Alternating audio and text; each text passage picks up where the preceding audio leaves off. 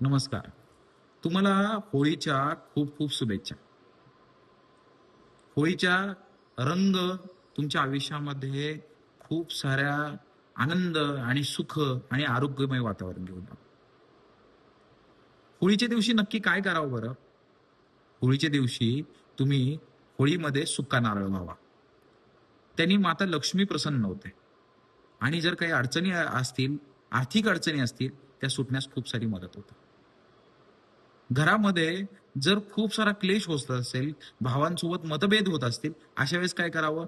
तर शेण्या म्हणजेच गाईच्या शेणाची गौरी आहुती म्हणून होळीमध्ये व्हावी.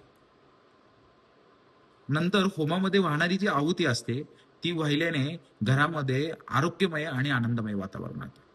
त्यासोबत जर तुम्हाला घरामध्ये आरोग्याचं वातावरण पाहिजे, अशा वेळेस काही वेलदोडे त्यासोबत लवंगा 5-5 घ्याव्या आणि घरावरून 7 वेळा उतरून होळीमध्ये व्हाव्या.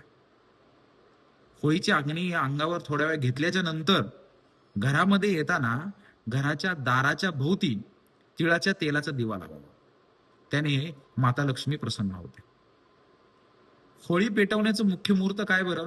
तर होळी पेटवण्याचा मुख्य मुहूर्त 10:45 आहे.